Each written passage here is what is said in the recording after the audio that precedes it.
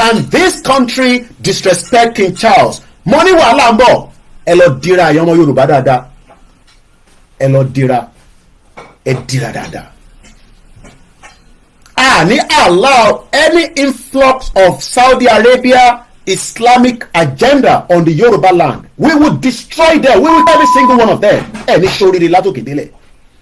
Can this country prime minister, can anybody in this country disrespect King Charles and go away without anything on your head? Any shoriri gbogbo ẹ̀yin tẹ́ ń gbé ẹ̀sùn lórí burúkú wa tẹ́ fi disrespect Alaafin Oyo.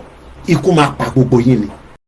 Kí gbogbo ẹ̀yin olólùfẹ́ àpàdà sórí ìkànnì Yorùbá Space TV níbi tá a ti máa ń mọ àwọn ètò àti ìròyìn wá fún yín lónà ọ̀jọ̀ kan gbogbo tó ń ṣẹlẹ̀ káàkiri Nàìjíríà pàápàá nílẹ̀ Yorùbá ti wá.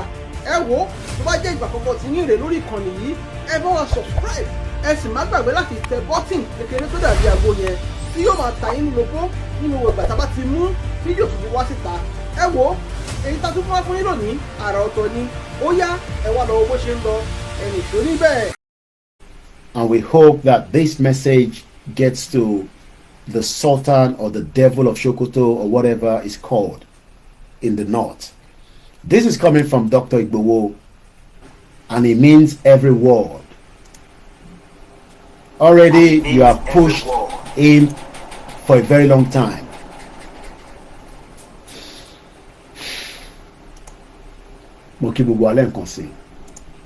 Let's go with it. Dr. Chief Sunday Igboho condemns calls for Alaafin arrest, a reckless disregard for the Yoruba heritage. A reckless disregard kí àwọn Fúlàní máa sọ pé kó arrest Alaafin. How did we get to where we are right now? Imagine the audacity of these Fulani telling Alaafin that the DSS, àwọn wọlé DSS, wọ́n fẹ́ parẹ́ mọ́ ayé nìyẹn. Wọ́n fẹ́ parẹ́ mọ́ ayé àwọn DSS. We kọ́ wá arrest Alaafin. That is the nonsense that we have tolerated for the last. Mo kí gbogbo ìyá mi, màá kí dáadáa, ẹ jẹ́ ká sáré ka press release látọ̀dọ̀ Igboho. Gbogbo yín ni mo rí láti America káàkiri gbogbo àgbáyé. Ẹ jẹ́ ká ka press release. Very, very important. And I want to record, but my phone seems not to be picking, charging, and it would be nice to have a voice record of these as well. So please bear with me. That's the reason why I'm slowing down a little bit. And as you know, I've only just returned less than 24 hours, and we're still, getting things done.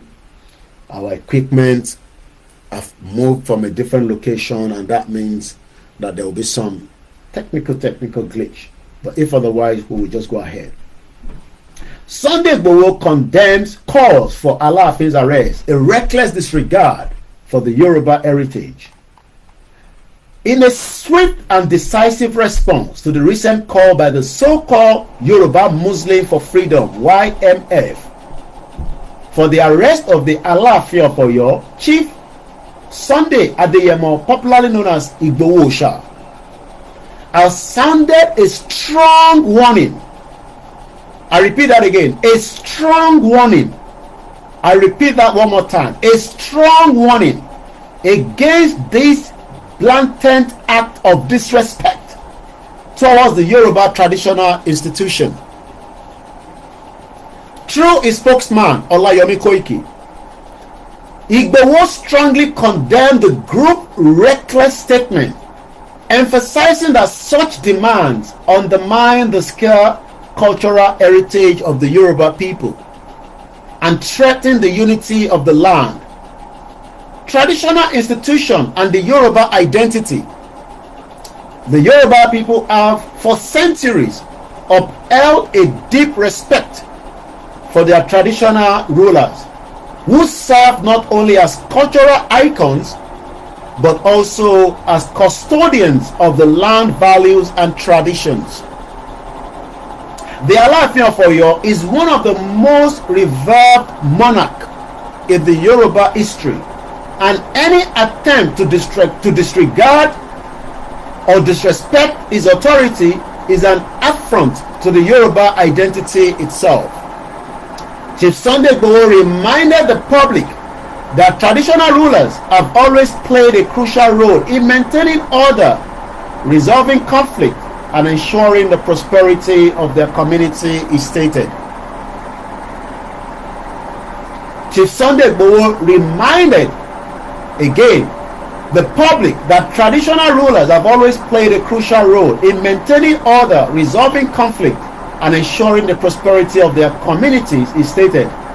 The call for the arrest of Alaafin is a direct attack on the Yoruba culture, history, and heritage. Our kings are the protectors of our land, and no outsider or group will be allowed to insult or diminish their role. Yoruba unity versus religious extremism. Sunday Igboho, through his spokesman Olayomi Koiki, also condemned the decisive rhetoric used by the group which portray Yoruba traditional rulers as idol worshippers, unworthy of respect. He warned that such statements are dangerous and could fuel unnecessary religious conflict among the Yoruba people. The Yoruba have always been known for religious tolerance and peaceful coexistence. Islam, Christians, and indigenous beliefs have flourished side by side for centuries. However, extremists seeking to sow division by pitting one religion against another, threatening this harmony. Igboho stated, "It is unacceptable for any group to claim that our Obas are not their leaders because of religious differences. Yoruba land is built on respect and unity, not on religious supremacy. Any attempt to divide us along religious lines will be resisted. Will be resisted. And we mean that. Alaafin's right to protect his people. This YMF accused the new Alaafin of Oyo, Oba Abimbola Owuade,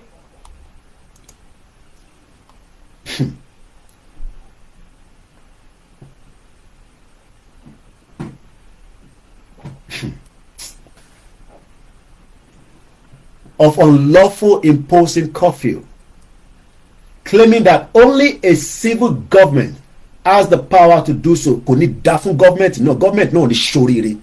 From President Bola Tinubu downwards, wọ́n ní ṣoríire for that such statement from this bastard. Ní ṣoríire látòkè délẹ̀. Who is the government? Can this country disrespect King Charles? Money wàhálà ń bọ̀. Ẹ lọ dira àyàn ọmọ Yorùbá dáadáa. Ẹ lọ dira. Ẹ dira dáadáa. Ni allow any influx of Saudi Arabia Islamic agenda on the Yoruba land. We will destroy them. We will kill every single one of them. Can this country, Prime Minister, can anybody in this country disrespect King Charles and go away without anything on your head? Any shoriri, gbogbo ẹ̀yin tẹ́ ń gbé ẹ̀sùn lórí burúkú wá, tẹ́ fẹ́ fi disrespect Alaafin Oyo. Ikú máa pa gbogbo yín ni. You see the reason why we need to get to our country and get the hell out of Nigeria as quickly as possible. We need that government? No. Who the hell is the government? The government that was rigged by British in 1959. After they destroyed what belongs to us. We will take it back. If we have to fight, we will fight. The end of Nigeria will happen in our lifetime. And this 2025, we will see how far we can go. For calling that Alaafin should be disrespected. I'm talking about the government. Which government? The government that have left you for many years since 1960. That your life has been mortgaged and they've stolen everything out of that contraction.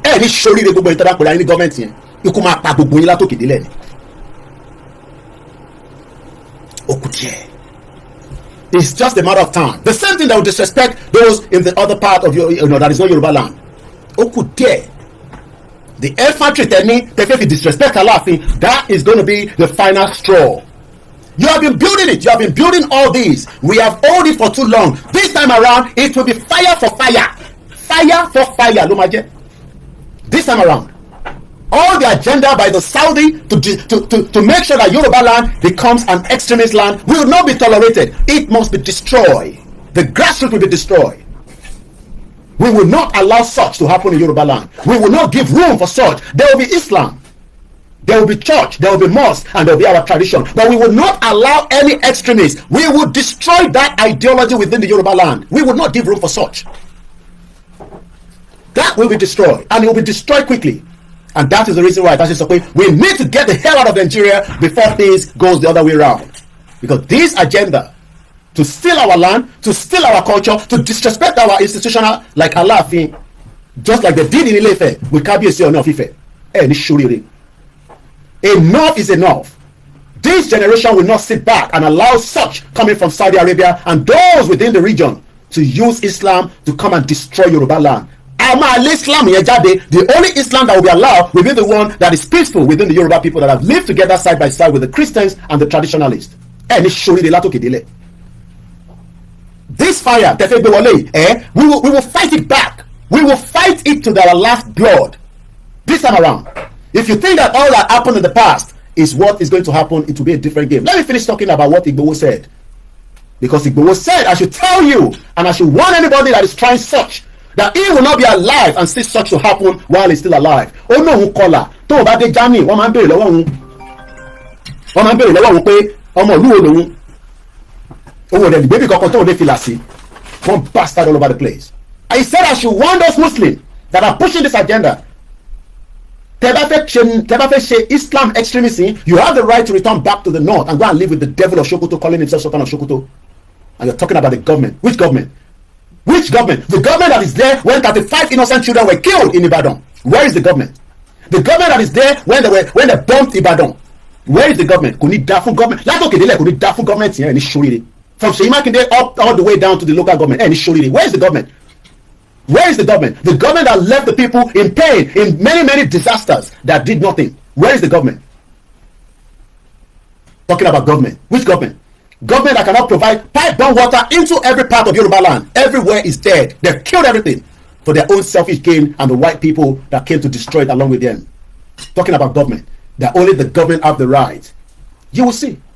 Let the message come out from Kutonu for us to come out. We will roll onto the street and let's see what is going to happen. Let the government come and do anything and let's see what will happen then. One bastard all over the place. So this YMF accused the Alaafin of unlawful imposing a curfew, claiming that only a civilian government has the power to do so. However, this argument ignores the historical and cultural role of the Yoruba monarch as the protectors of their people until the white people that the British came and destroyed it. It was the British that came to destroy this. Destroy the constitution that the Yoruba people were using under the monarchy system and telling us that there's a government that they put in place. First and us, destroy the Yoruba people, rig the election. And many of us have ended up in Europe. Many people could not get to Europe that died in the Mediterranean Sea. And it showed the bomb bastard all over the place. You think you can come and force Islamic extremists on us? We will not allow such. Rather, we will destroy every single one of you from top to bottom. We will see how far we can go. Try anything with this new Alaafin. Igboho said I should warn you that if you dare try any nonsense, try any nonsense, he will personally return back to Yoruba land and he will deal with every single one of you. And he means it. And I will be coming with him as well. That is the message from Igboho. Only can warn you that. And you Muslim, only can warn you, and you extremists. Igboho said I should warn you. That was the message he said to me yesterday when he called me. That I should warn you. Do not bring war to Yoruba land with this your extremists. Keep your extremists to the north. You will not disrespect Alaafin while he is still alive. One bastard all over the place. Eddie Shuriri talking about government. Where is the government when Fulani continue to invade our land and kill our people on a daily basis? Where is the government? Where is Bola Tinubu's government? Where is Seyi Tinubu's government? When many Yoruba people cannot make it out on a daily basis where they can feed themselves, where is the government? I'm asking. Somebody talking about government. Eddie Shuriri guy talking about government. Which government? The government cannot provide the basic amenities for the lives of the people. The people continue to suffer where money is in the land. Talking about government. Eddie Shuriri versus government here. So Igboho said, I should warn you. I should warn you. It's just few hours for him to travel from Germany back to Yoruba land. And it means every messages that you are receiving through a spokesman called Olayomi Koiki. In times of crisis, the Yoruba kings have the responsibility to make decisions that ensure the safety of their communities. The Alaafin decision to impose a curfew was likely driven by the need to maintain order and protect lives rather than any unconstitutional power grab. Sunday Igboho, through the spokesman Olayomi Koiki, emphasized this point, warning that undermining the authority of the Yoruba king will lead to lawlessness. Thereby undermine Alaafin Oyo, thereby disrespect Alaafin Oyo. We will deal with every one of you all the way to Sokoto. We will come down there and we will deal with every single one of you. This agenda by Sultan of Sokoto on Yoruba land needs to stop, and Tinubu needs to call him to attention. It needs to call the Sultan of Sokoto to order. We know what he wanted to do. Impose his own Alaafin that Seyi Makinde did not approve. They want to impose a different Alaafin, the criminal one that was paying every one of them money so that they can install him as the Alaafin, until Seyi Makinde rejected that and said, no, everything will go through the tradition, not appointment by one Sultan of Sokoto, the devil of Sokoto, the monster of Sokoto, to impose Alaafin on Yoruba land. That is the agenda. Then Yoruba man, Yoruba. What they impose Igbadamosi abolori buruku to pele Igbadamosi to the shori yen. What they impose ọmọ Fulani. So nígbà tó ọ̀rẹ́ ẹ̀jẹ̀ ṣe nísìn lọ́wọ́ fẹ́ máa disrespect Alaafin, ikú máa pa gbogbo yín látòkè délẹ̀ ni. Sunday Igboho, again speaking through Olayomi Koiki, emphasized this point, warning that undermining the authority of the Yoruba kings will lead to lawlessness. If our king lose their authority, who will defend our land? Who will protect our people? With question mark. Those calling for the arrest of the new Alaafin of Oyo, Oba Abimbola Owuade, that will be installed on the 6th of April. God's willing, and we will be there as well. We will be there. Igboho himself will be there. Igboho Friday gan bọ̀. There. With the rally and everything mama roll ni ilẹ̀ Yorùbá ni.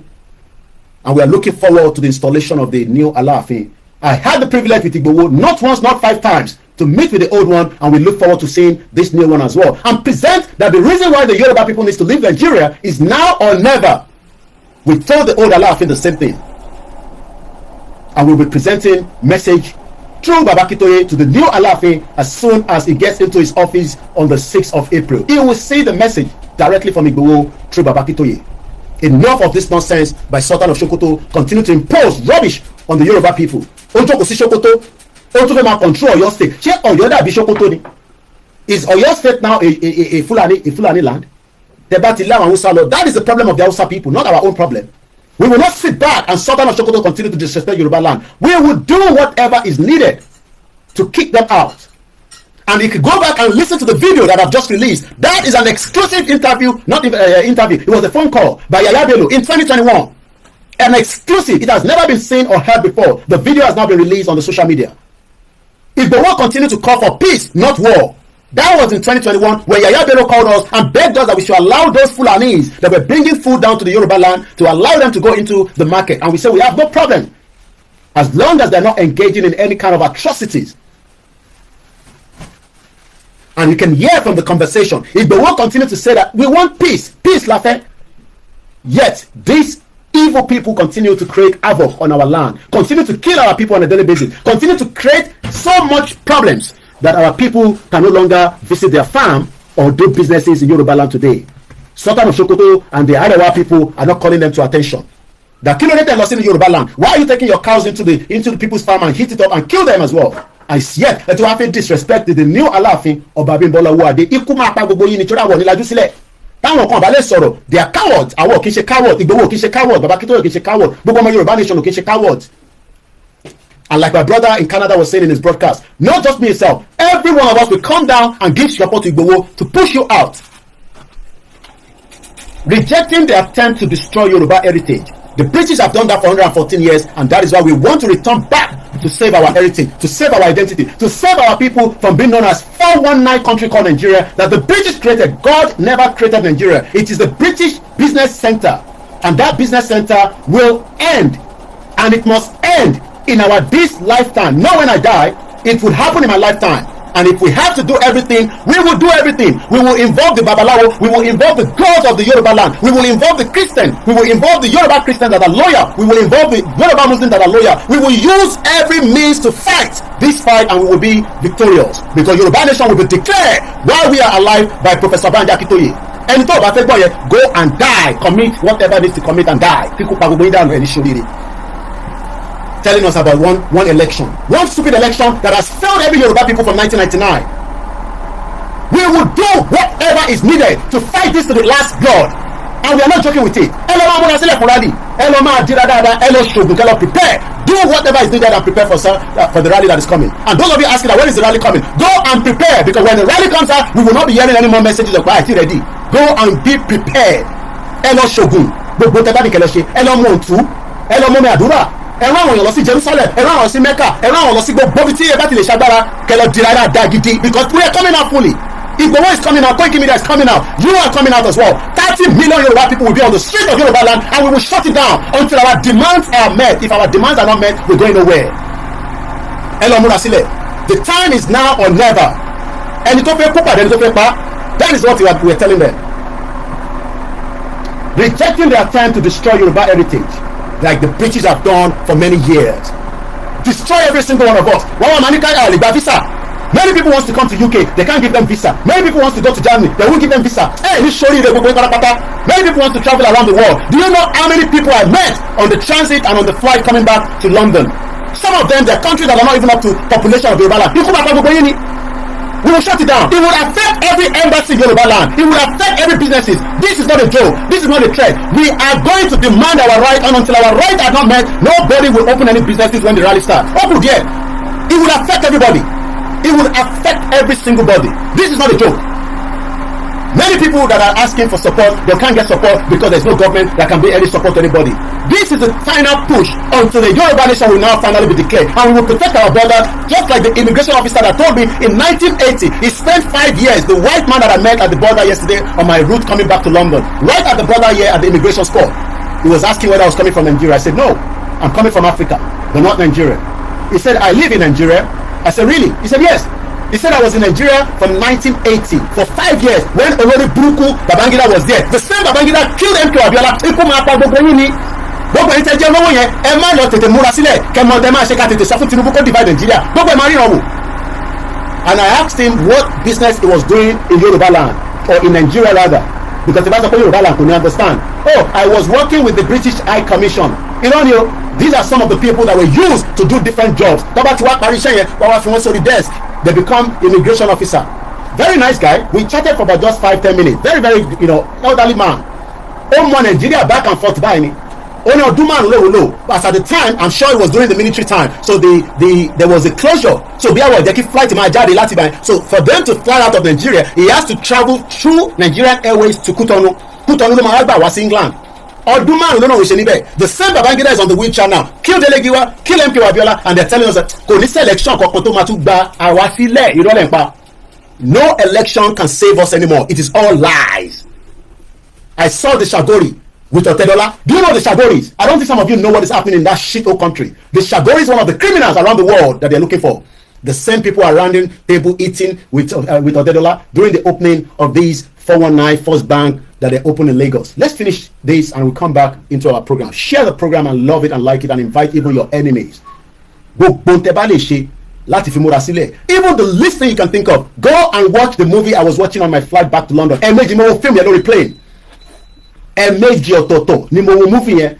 Before I arrived back in London. Go and watch it.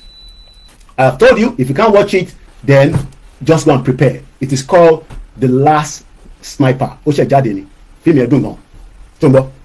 Last Sniper. You think you need 300,000 people to fight. And the movie, you will get the message of what I'm saying about the boss of M1. And the movie,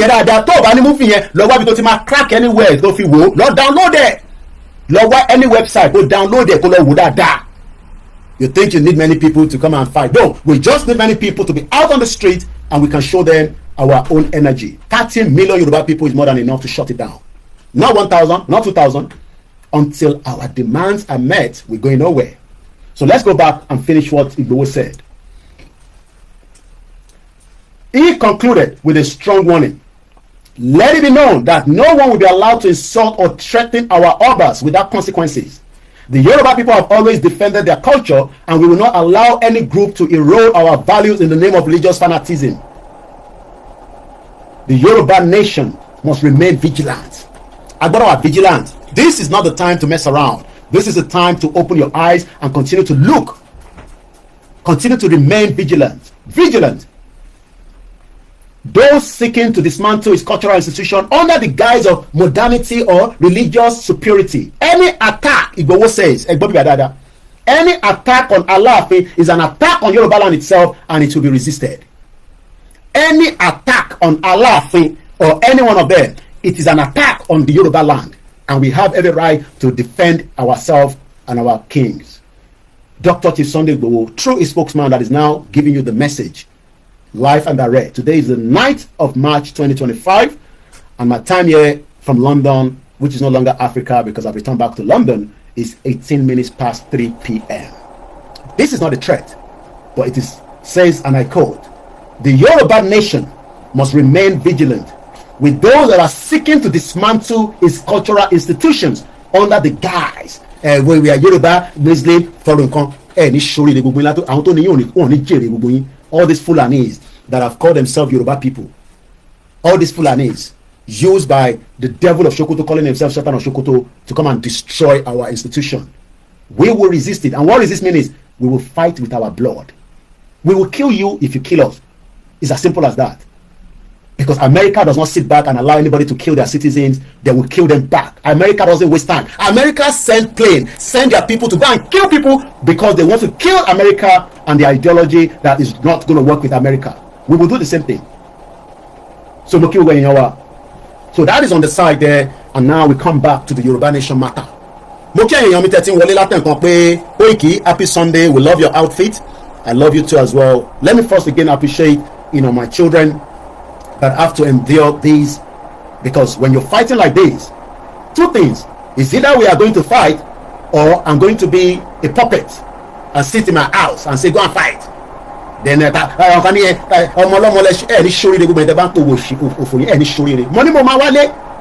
can't come back. Hey, shut up your dirty stinking mouth.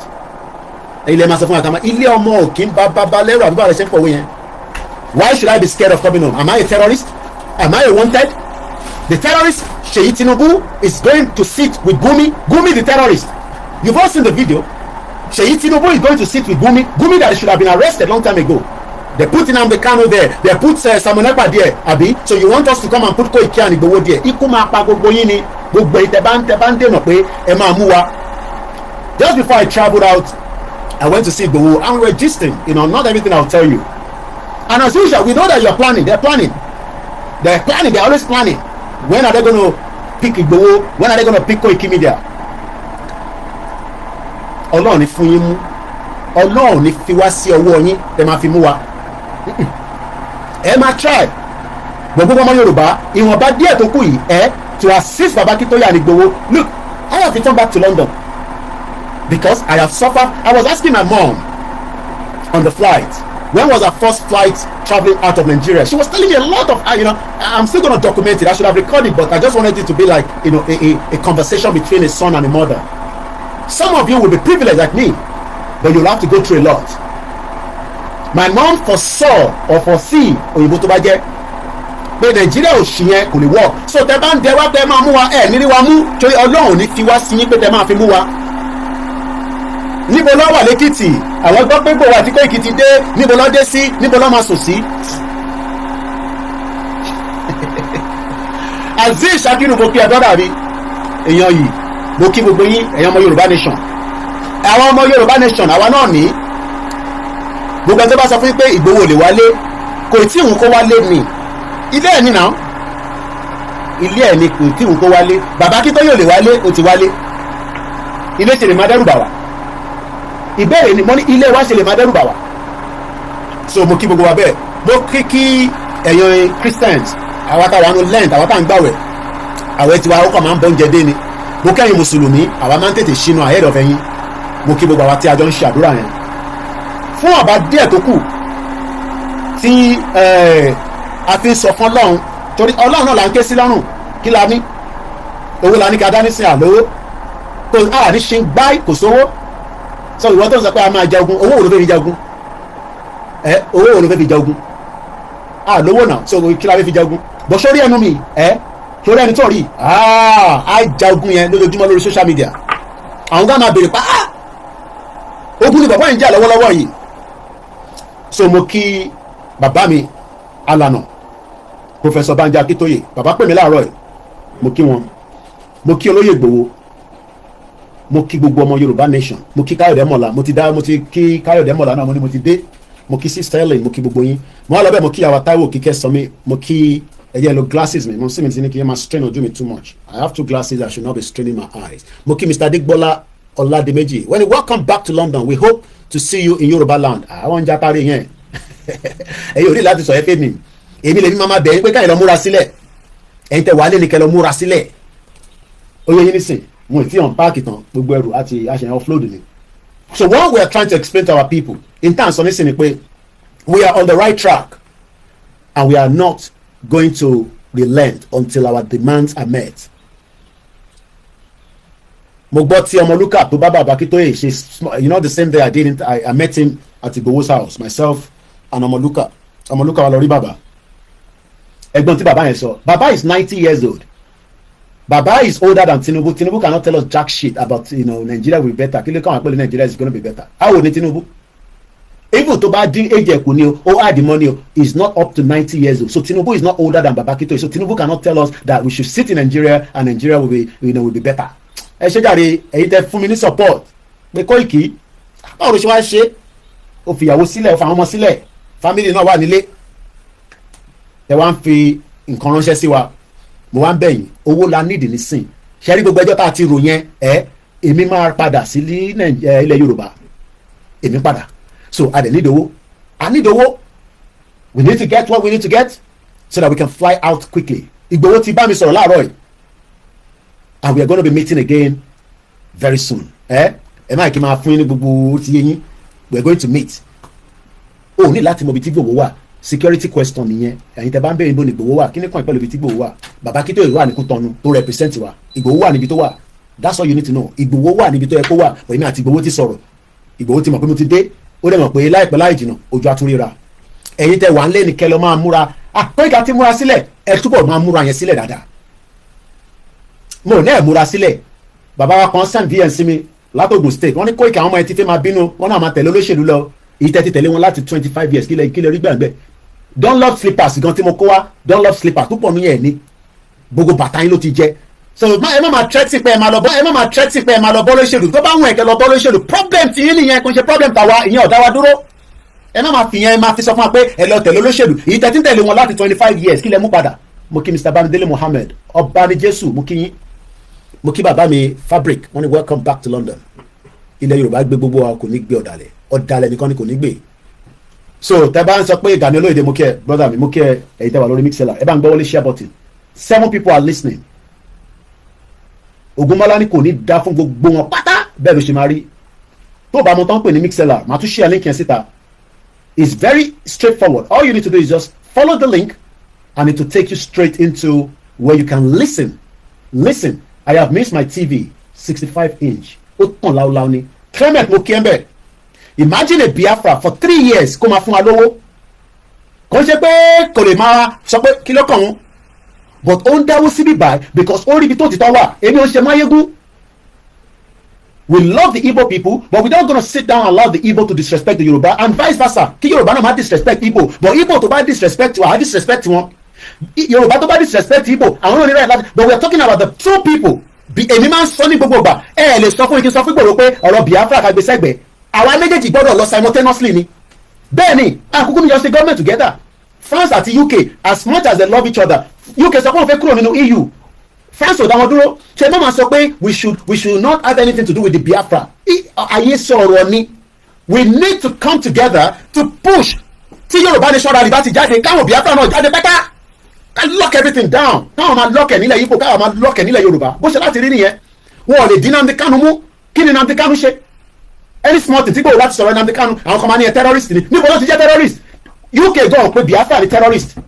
So we need the two to come out, the Ijo and even the Arewa. Call it trust àwọn yẹn ni. We can still trust the Biafra. We might not trust the Igbos.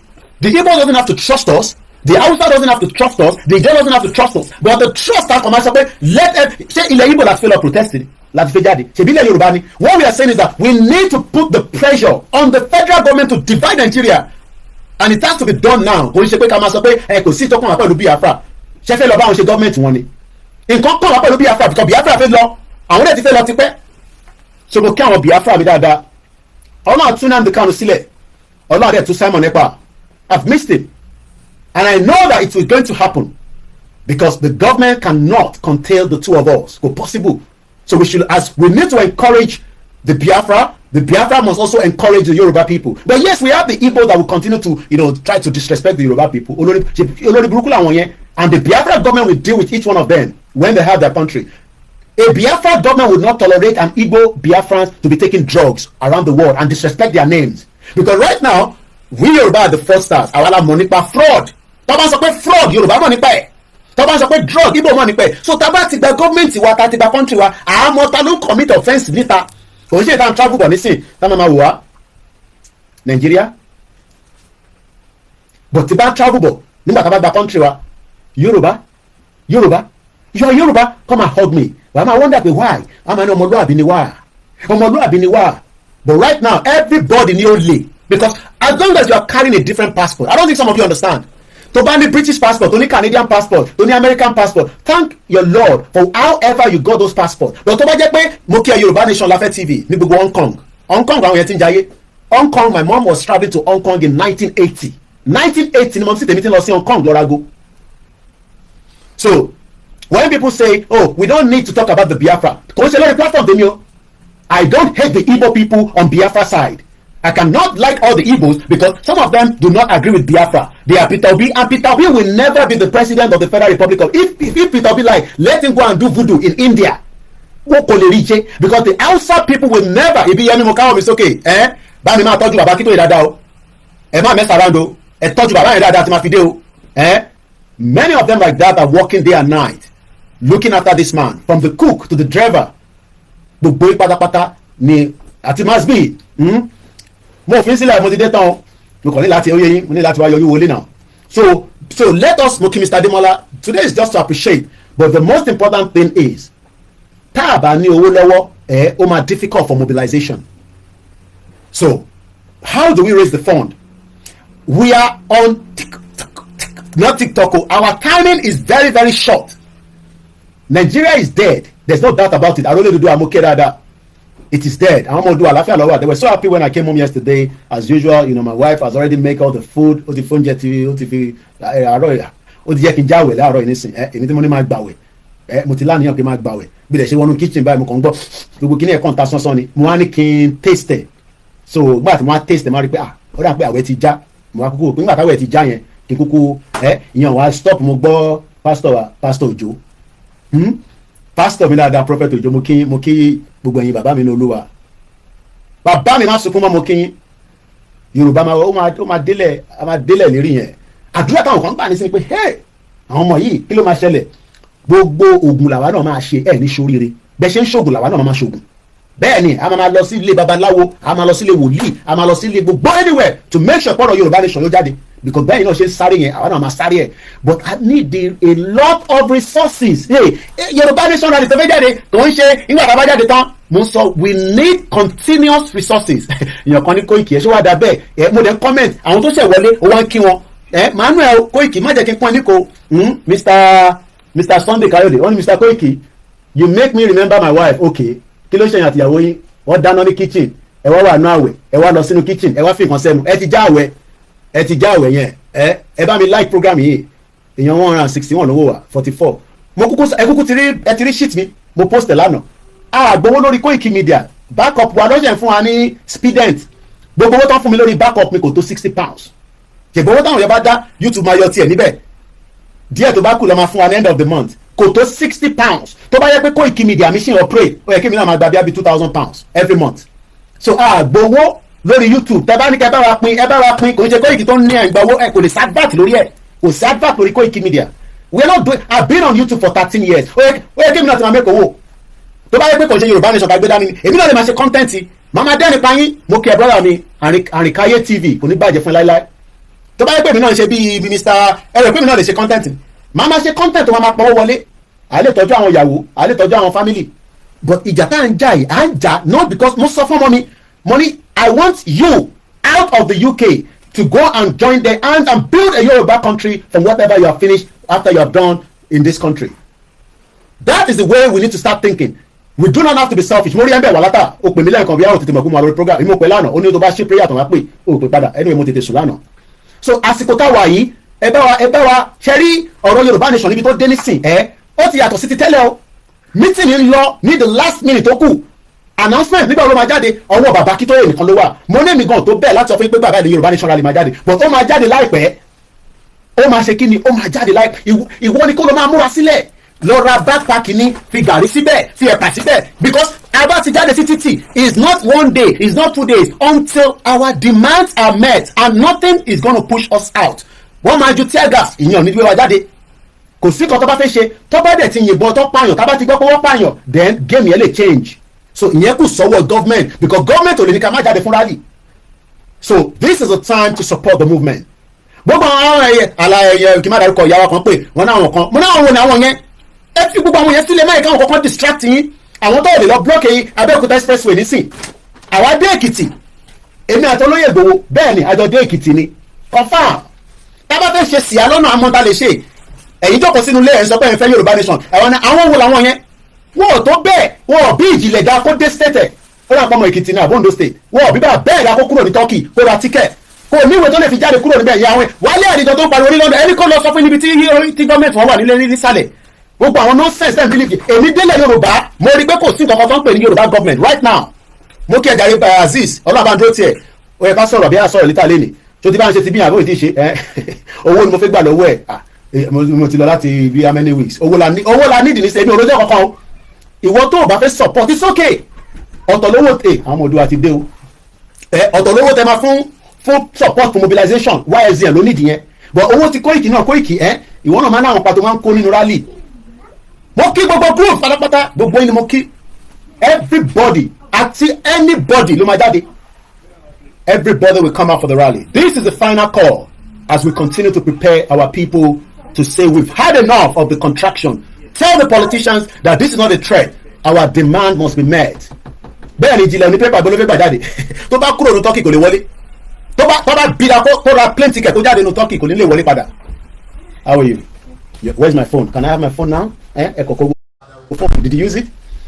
Ẹ jẹ́ kí àwọn tèmi jáde ẹ jẹ́ kí àwọn tèmi. Where have you been? Look at this man. You didn't sell it to me. How are you? You his uncle? Yeah. Big man. Big man.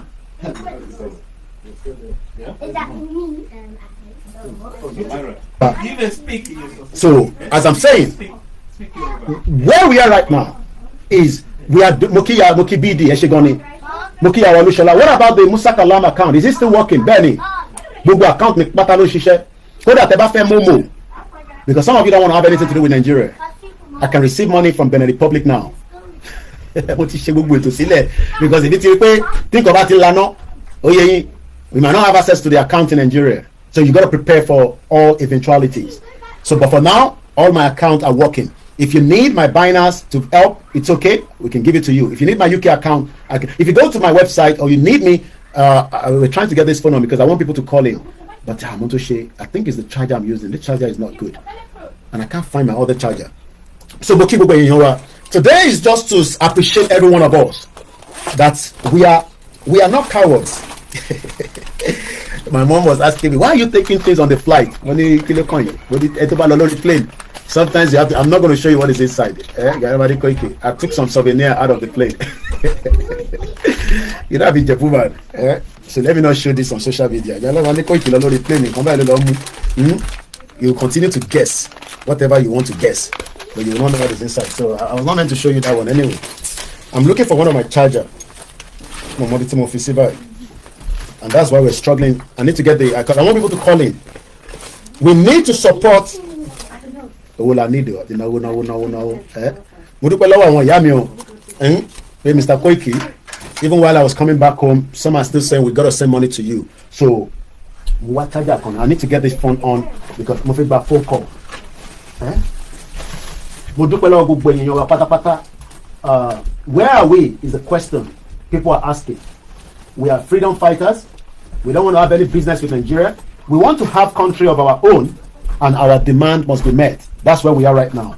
So while we are doing all our preparation, we are going to continue to encourage our people not to give up. And that's exactly what we are doing on this platform on a daily basis.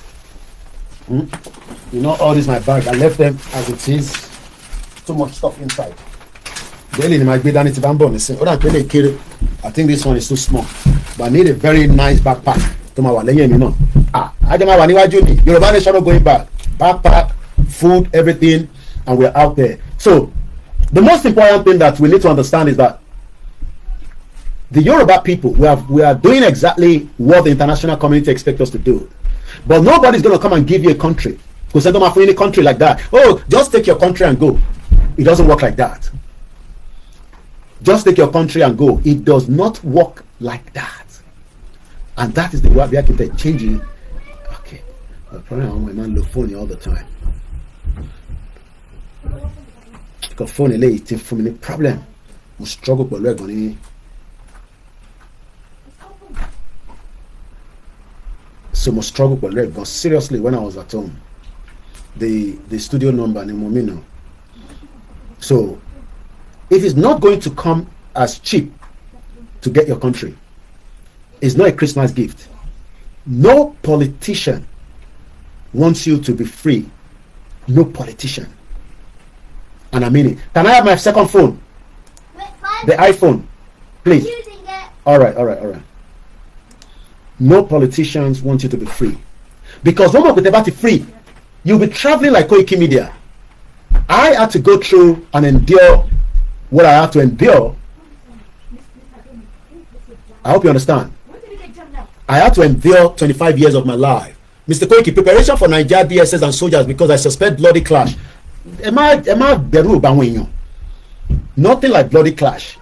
It's going to be bloody. Then people will be scared. Why are we don't have to scare anybody. I understand you, but brother me, only Mr. Koiki. I got a Murafu soldier at the DSS. Am I kawa so pushy on that? We are coming out, and we will be out, and our demands must be met. But they're not going to give it to you like that. Yes, prepare in your mind and in your spirit. We will prepare in our mind and in our spirit. Yes, I'm not doubting it that we will not be attacked, but we shouldn't put that in the front and give them the privilege to say, so every time you're back, they're sending code and all that. So I don't want us to be too scared that this was going to happen, that is going to happen, but in our mind, whatever is going to happen, we should prepare for it. That's all I can say. You have entered the incorrect code. Really. Whatever wants to happen, it doesn't matter. Let it happen. Whatever wants to happen, let it happen. Let it happen.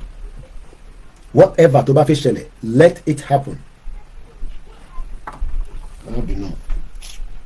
You see, that's technology. You want to capture my face, position your face in the circle. Hold your phone at your eye level. Slowly turn your head to the left. Position, cycle. See, technology. Oh, this is what we're going to use to stop all the Fulani when they come to our country. Before you enter, you will use facial recognition.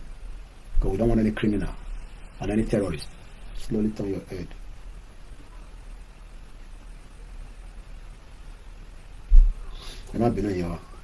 So I want to open the phone line so that we can engage. But I'm struggling to get this phone on. And this one I want to use is also asking me to position my head, position your left. Okay.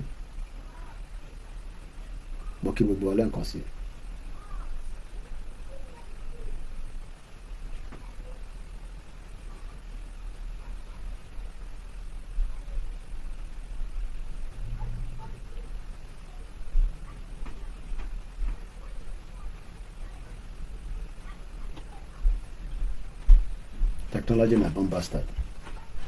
Could be frustrating sometimes. Bí a kò recognize ojú mi mọ́ mo ti dé láti Africa. Ṣé kó ìkìlélẹ̀ wọ́n á pẹ́ lómi ni o. Alright, let's give you something. Number.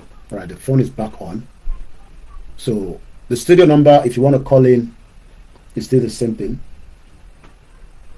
So number the line is officially open. You can call in onto the program. So while we're waiting for the calls, happy Sunday once again, and welcome to our broadcast. I think I'm going too fast. That's why I'm going too fast.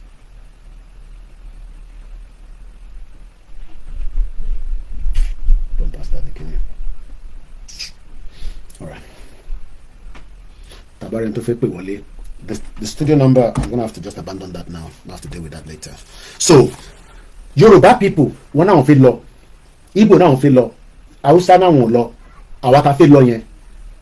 Nibo loku say, we can't continue to come out and say, Ama law yen. I got off a full stop. See, I got off a ojosi.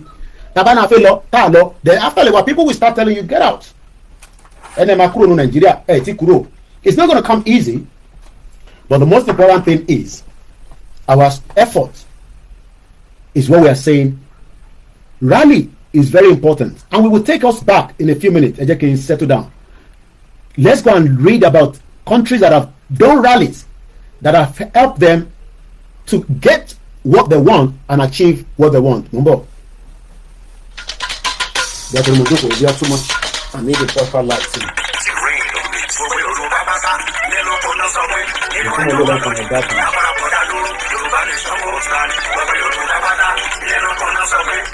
That's it.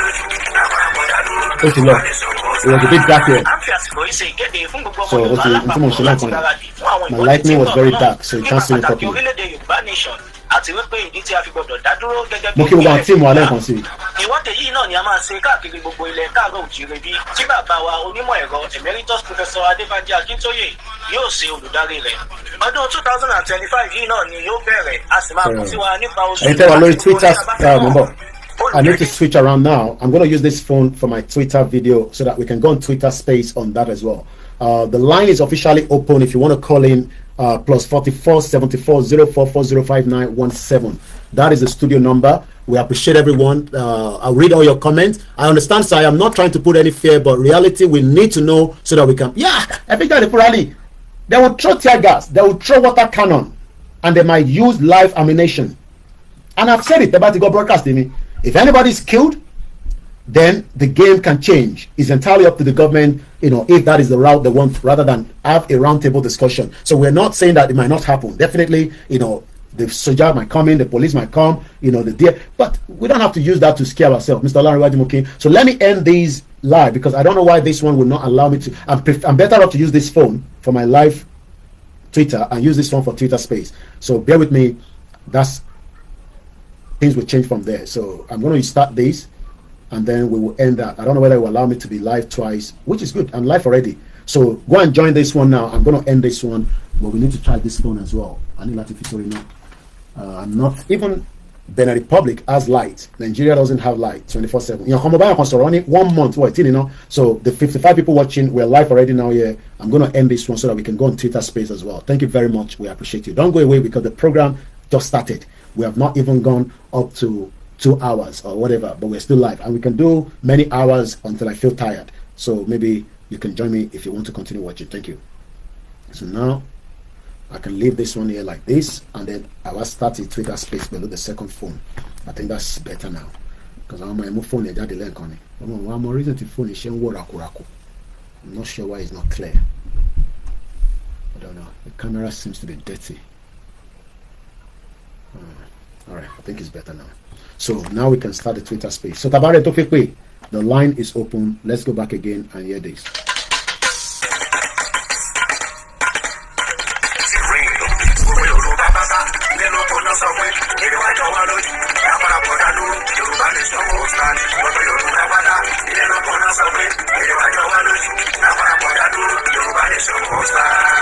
àsìkò àsìkò yìí ṣe ìkéde fún gbogbo ọmọ Yorùbá lápapọ̀ láti gbáradì fún àwọn ìwọ́de tí ń bọ̀ lọ́nà nípa pàtàkì orílẹ̀-èdè Yorùbá nation àti wípé ìdí tí a fi gbọdọ̀ dá dúró gẹ́gẹ́ bí ìpínlẹ̀ Yorùbá. Ìwọ́de yìí náà ni a máa ṣe káàkiri gbogbo ilẹ̀ káàárọ̀ òjìrè bí tí bàbá wa onímọ̀ ẹ̀rọ emeritus professor Adébánjí Akíntóyè yóò ṣe olùdarí rẹ̀. Ọdún 2025 yìí náà ni yóò bẹ̀rẹ̀, a sì máa kàn sí wa nípa oṣù. Mr. Abiodun Oshogoni, happy Sunday. Olùkéde Olayomi Koiki. Thank you so much, those of you that are joining now on the Twitter stage. I'm not being able to connect to your live now on Twitter stage.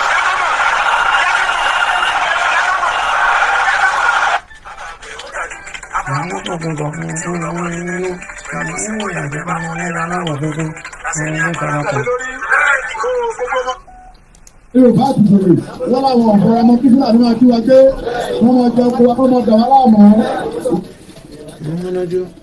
Mo kí Mr. Balogun Olamide Oshogoni, Ademola Owodun ni mo kí gbogbo èèyàn wa ẹ bá mi gbé wọlé share button. I really do it. When Baba make the announcement, Igboho Oòṣà need to blow the whistle for the people to come out.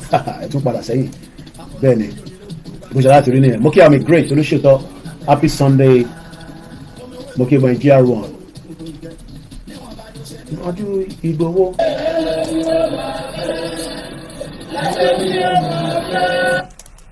So mo kí gbogbo alẹ́ nǹkan sir. I think there's a call coming through. Yeah, there's a call coming through. Ẹ jẹ́ ká lọ gba call yẹn. Hello caller. Àgbàgbé èkì. Ṣé àlàáfíà lẹ wà o? Ẹ ká sọ sá. Báwo ni gbogbo ẹ̀? Ẹ ká sàn. Ẹ káàbọ̀ padà o. Àdúpẹ́ fọlọ́run. Ẹ jọ ẹ bá bìnrin mi kọ́ bẹ̀ sọ léyìn ni. Tí ó bá jẹ́ pé lẹ́jọ́ta pé ẹ̀yin tó jẹ́ pé every time lẹ máa ń jáde 24/7 lẹ máa ń sọ̀rọ̀ nípa rally yẹn pẹ̀lú àwọn lára àwọn mídíà kọ̀ọ̀kan tó máa ń gbé tó máa ń pọ̀ sí àwọn program yẹn tó ṣe máa wá ń tún play yẹn. Bẹ́ẹ̀ni sà. Ẹ wá sọ pé irú àwọn Yorùbáwùyí àwọn tó kù yẹn náà kọ́ máa wọ́n bẹ́ẹ̀ ṣe ń sọ ẹ̀ káwọn náà máa sọ bẹ́ẹ̀ because àwọn nǹkan tó relevant ní Nàìjíríà ló máa ń gbé bí ọ̀rọ̀ wọ́n lè ní ẹnìkan wọ́n jí wọ́n gbé ìkọ̀kan tó kọ̀ wá so rádi for now ẹ jẹ́ kó yọ pé rádi yẹn ni kò máa sọ nípa ẹ̀ nǹkan tí mo torí ẹ̀ pè yẹn. Ẹ ṣé gan ni, thanks for the aware nọ́mbà tẹ máa pè sí a máa fi sórí screen náà ẹ má bínú àlò software mi but ìyẹn wà lókè laptop yẹn a máa bẹ̀rẹ̀ sí ń lò gbogbo nọ́mbà tẹ bá fẹ́ pè sí nísìn nọ́mbà studio tó bẹ̀rẹ̀ láti +44 ẹ lè pè mí direct torí mo ti wà nínú UK padà ẹ dẹ̀ lè pè lórí WhatsApp ẹ pè wá ẹ fún wa ní ìmọ̀ràn but nítorí important ni pé nídìí nǹkan kan kó dẹ́rù bà wá níbi tí a dé mọ́ nísìn ẹ jẹ́ ká lọ sọ́dọ̀ brother mi ní gbogbo Miami Aziz òun ló ń pè lẹ́ǹkan ẹ bá mi gbọ́ wọlé share button ẹ bá mi like program kẹ bá mi love ẹ dáadáa mo kẹ́ Aziz Shakiru mo kẹ́ dáadáa gbóhùn sókè easy dollar. mídíà gbogbo mídíà kò ní bàjẹ́ fún ẹ̀gbọ́n mi. àlàáfíà ló wà. mo dúró dáadáa àlàáfíà mà. welcome back bro. àṣírí brother thank you very much man. gbogbo ọmọ Yorùbá ẹ káàárọ̀ ẹ káàsán ẹ káalẹ́ ní gbogbo àǹgù tẹ́ bá wà. mo ní kí n sọ fún yín pé ó kébi tó bẹ̀rẹ̀ ṣé máa tó pè láti yẹn ó ti sọ̀rọ̀ tán that's one of the reasons mo tún fẹ́ pè wọlé gbogbo mídíà ẹ̀yin mídíà tẹ́ bá ń tán bẹ́ẹ̀ ìyá tóbi polongo gbogbo rally tá máa ṣe rally tó máa tó ń bọ̀ yìí ẹ láti máa polongo ẹni all the media nídìí gbogbo àṣírí yẹn mọ́ kò sí nǹkan tó ń jẹ́ àṣírí aláti máa pariwo pé time to come out all the Yoruba people 60 million or more you have to come out gbogbo wa ní gbowó ẹ jọjọ lọ́hùn this is the time to come out ẹ lọ prepare máa ń dín nobody scare nobody ilẹ̀ wa la wà ẹ má wọrí nípa anything tọ́lọ́pàá ti sọ̀rọ̀ ọlọ́pàá tó ẹ̀yin ọlọ́pàá ẹni ọmọ ńlẹ́ o gbogbo yín alábíàmọ́ ní gbogbo yín ẹ yá ti put that in your mind ọba arọ yín ṣe ikú ẹ sọ fún ọ pé àwọn ọmọ sọ̀rọ̀ wa lélẹ́yìí o àlè lọ yìnbọn o tẹ bá ti yìnbọn ammunition pé tẹ pa anybody or tẹ lọ yín anybody ó ti tán nìyẹn o that is gonna go to another level because ẹ ti rí gbogbo rally tí à ń ṣe ní gbogbo àgbáyé tí gbogbo everybody mọ̀ we came out peacefully any rally ọlọ́pàá láti guide àwọn citizen ní láti intimidate citizen we coming out àjẹtí yín inform yín in advance ẹ̀yin náà ẹ máa get prepared because that's what you got the job for to protect the citizen ẹ má wà nílẹ̀ ní àwọn níjọ́ yẹn kẹjáde síta pé ẹ fẹ́ máa da gbogbo ìgbòho because àwa àwájà gbòòrò àwa ń bọ̀ síta ní káwá fi ẹ̀dùn ọkàn àwọn ní o àwájà o put that in your mind àwájà gbogbo àwa tá à ń bọ̀ níta tá a fẹ́ jáde ẹ má múrin jáde o ẹ má múrin dání rárá ẹ má múrin dání rárá ẹ jìra gbogbo anything we have entitled to that ìbílẹ̀ nìyẹn ẹ jìra correct but ẹ má múrin dání o that part yẹn ẹ lóde ẹ but we gonna be out there ẹni tó bá fẹ́ lọ́lé kó tún padà wá àwọn títí la máa wà bẹ́ẹ̀ni aṣọ ọkọ̀ máa wà we not going nowhere until our demand is met straight up so gbogbo ọmọ Yorùbá àsọ fún get ready get prepare nobody is scaring nobody it is our right self determination fún lẹ́nu máa parí fún àwọn ọlọ́pàá yẹn tó bá gbọ́n nǹkan tó jẹ́ self determination ẹ láti máa sọ fún wọn ni it is our right international right ni. inalienable right ni. we have to unalienable right ni we have to they have to respect that. ẹ jọ ń tọ́ lọ́run gbogbo ẹ̀yàn ọmọ Yorùbá ẹ má ajá o kò síjà o ẹ jẹ́ kí gbogbo wa ká sọ́wọ́ papọ̀ ká dẹ̀ jáde correct àtọmọlúwàbí kò síjà rárá kò síjà àwọn mídíà yóò kó àdè máa update ni but the time is coming very soon.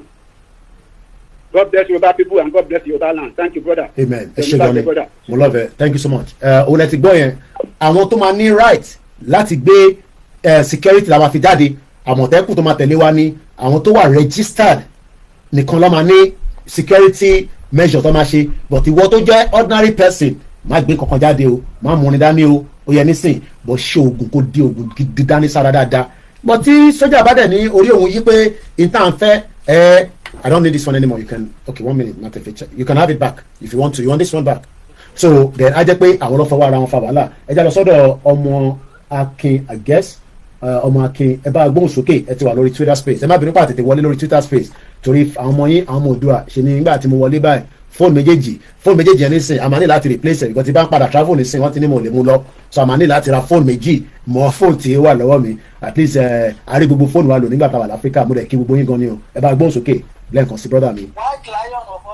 Mo dúró dáadáa.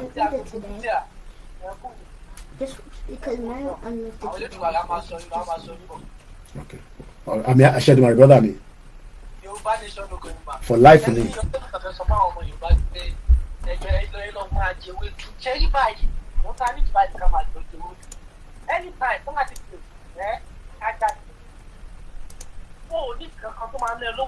Ó jẹ́ cardboard ló bá lè wọ́n kàn sáà kọ́ síbẹ̀ self determination is not a crime ẹ̀tọ́ wa là ń bèrè fún sáàtì lásán white àpákáṣe kó o ní kó o gbé fún àdúgbò tó wà lọ́dà ní.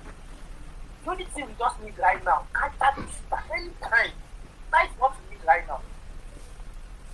ẹ jẹ́ kó wà ní ọkàn wa pé o mi ní kankan tí mo lè fi sílẹ̀ mi lówó tí mo lè fi sílẹ̀ bọ̀ mo ní ara mi tí mo lè gbé jáde pé ó yá mo ti rẹ́ẹ̀dì. Wọ́n bá ní ìyẹn báyìí gbogbo ọ̀nà get ready.